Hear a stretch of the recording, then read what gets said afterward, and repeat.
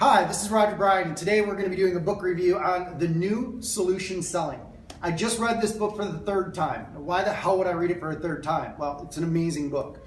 This time, really, my goal was to create this. It's a 12-page guide to the new solution selling process for our sales team, as well as for a couple clients that had asked for this.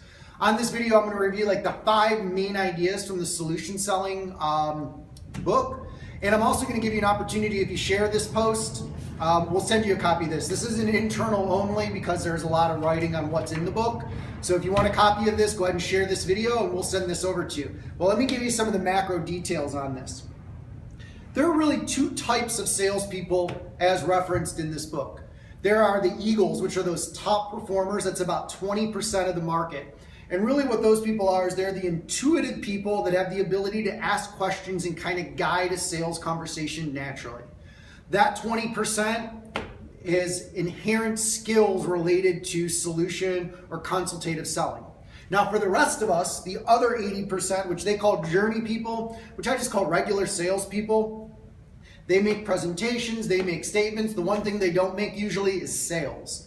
In today's world, especially if you're in the technology space, you've got to be doing solution selling. So what is solution selling? Solution selling is the concept of understanding your potential clients' goals and pains, and then properly positioning your solution through a consultative process to show them what life will look like once they solve the pains that they're feeling.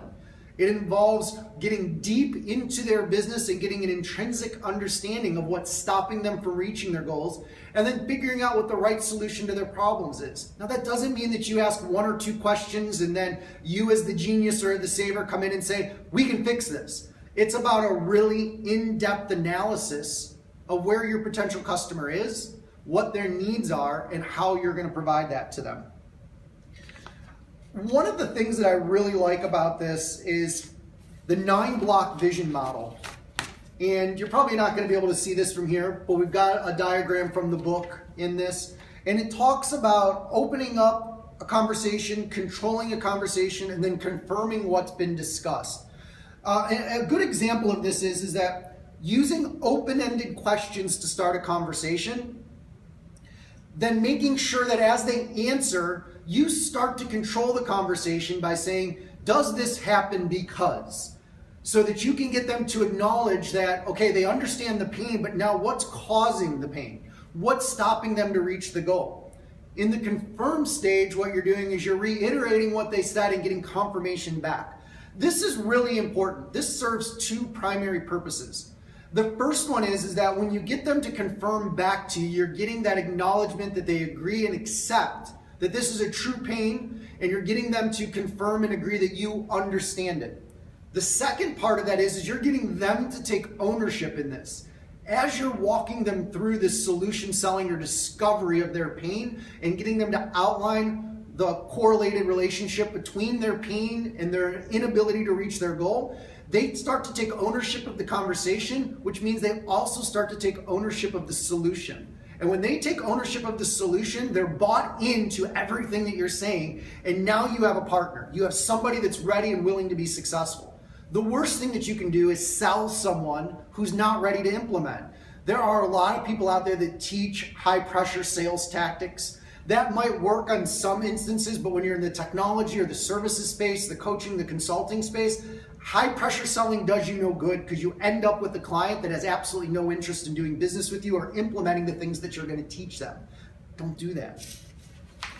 Another main point that I like to bring up in this is really talking about KPIs. This is something where even in our organization, as new sales reps come in, this is one of the things that they struggle with. It's not too hard to understand the pain. I mean, we work with sales and marketing automation. We know exactly what needs to be done from a CRM and a marketing automation platform, nurture campaigns. We're geniuses at that. We've been doing it for years. We've been funded by big companies to do it. But when it comes to selling and then it comes to implementing, it's important to understand what your KPIs are going to be, which are key performance indicators. Those are what I call the statistics of success. Outlining those in the sales process really helps you to have a benchmarking system for implementation. Some of these things are like profits, revenue, costs, displaced and avoided costs, and intangible benefits. Now, if you're a marketer like we are, you might be looking at things like traffic and conversion. You might be looking at overall sales numbers. If you really get deep into sales automation, you might be looking at the amount of contacts in each lead stage between contacts, prospects, qualified leads, opportunities, and then customers. As you start to outline those things statistically during the sales process, you're showing that you have an understanding of their business.